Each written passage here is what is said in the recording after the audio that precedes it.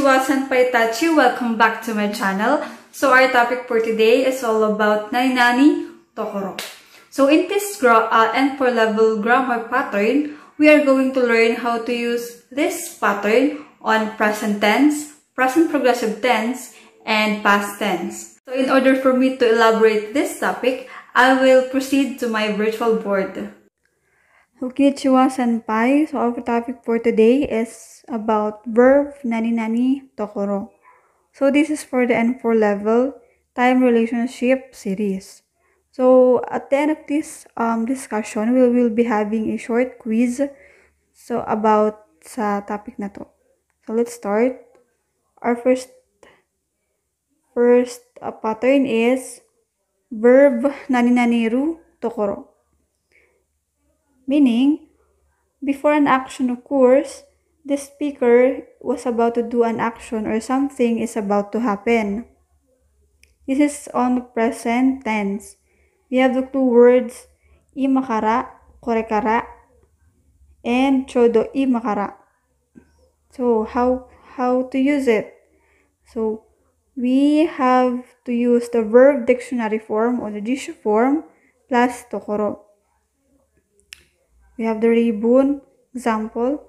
Ichibang, imakara jugyuga blank tokoro desu. So we have to use the verb hajimarimasu. So sabi dito, we have to use a dictionary form. So ano yung dictionary form ng hajimarimasu? So ang dictionary form ng hajimarimasu is hajimaru. Imakara juguga hajimaru tokoro desu. So, in English, the class is about to start. Nibang. Korekara kaisha ni blank tokoro desu. So we have to use the word or the verb ikimasu. So ang jisho form or dictionary form ng ikimasu is iku. Korekara kaisha ni iku tokoro desu.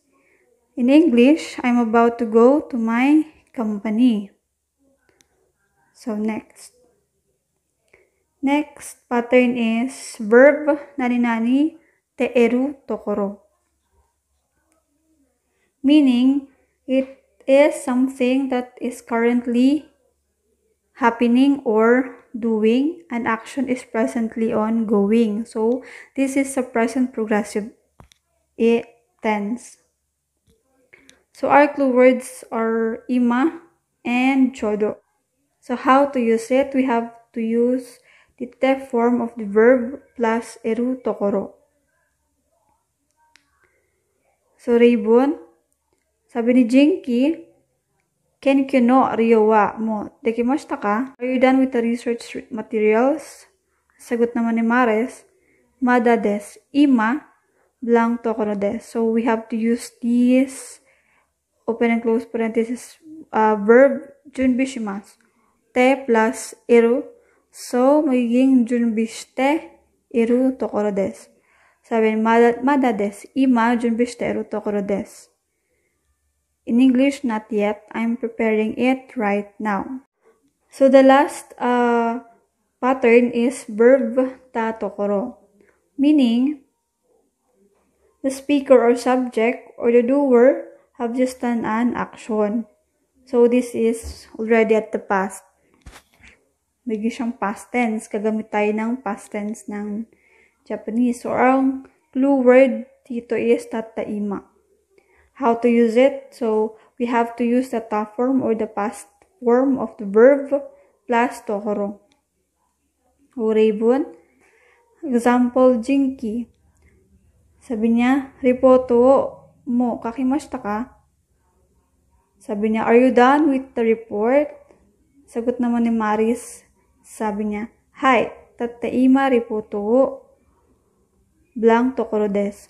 So, ang ibig sabihin nun ay, oo, yes, I just finished writing the report. So, kung tapos na, we have to make kakimasu into a past tense. So, magiging siyang kaita tokoro desu. Sabi niya, Hi, tattaima ripoto wo kaita tokoro desu. Yes, I just finished writing the report. So we're done with the discussion. We have, sabi ko nga kanina, we have a short quiz. So I'm just going to give you a 1 minute to answer these 5 questions. Sunod na slide. So, kung kailangan nyo ng mas mahaba-habang oras, you can just pause the video and then you can continue. I will give you 1 minute. Time starts now.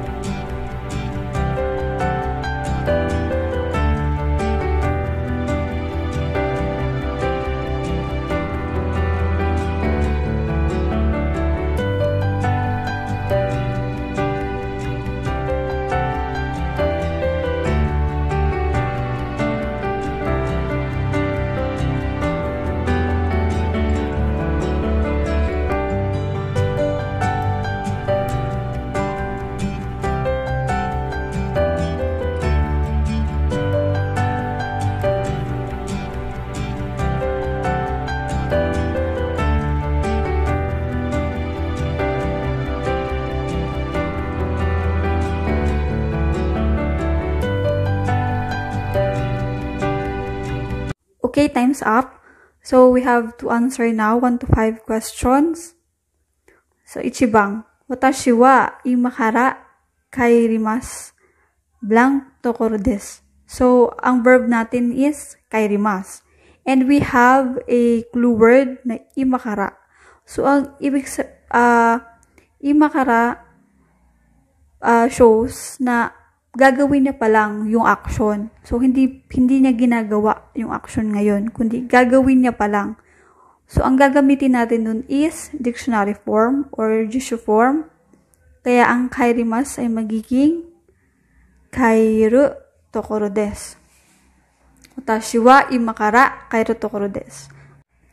Hindi bang, kaji no genin wa ima blank tokoro desu.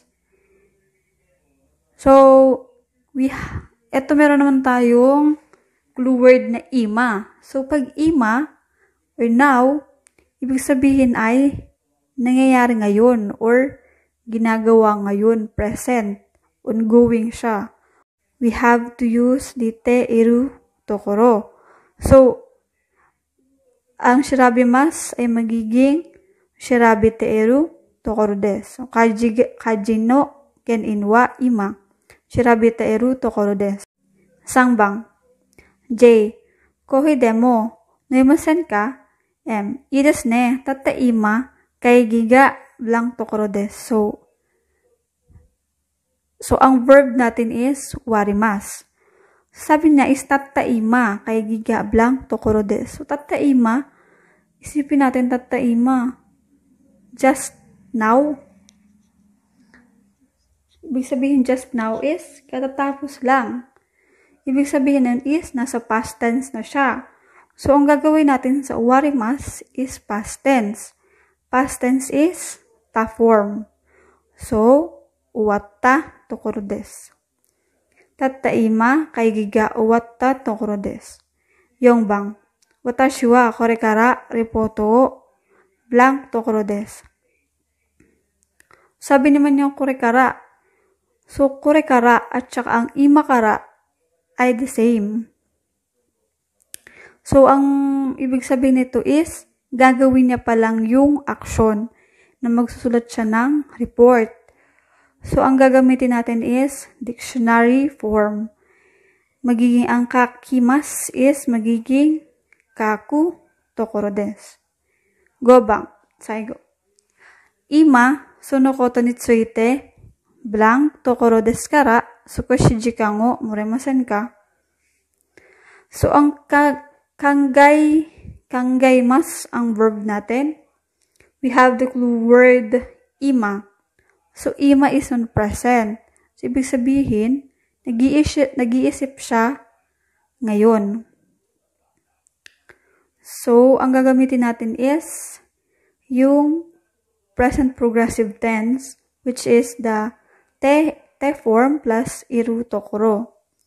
So, ang kanggaimasu, ang sagot is, answer is, kangaiteru tokoro desu. So, ima, sono koto ni tsuite, kangaiteru tokoro desu kara, sukoshi jikan wo moraimasen ka? So, yun. That would be all for today. So, that would be all for today. Thank you for watching on this video. Sana may natutunan kayo, and please subscribe to my channel and hit the bell icon para ma-notify kayo every time na may bago akong uploads. You can follow my Facebook page, Japanese Language Proficiency Test Review. You can click the link down below sa description box. And that would be all for today. Ganbate ko dasai, senpai. Mata ne!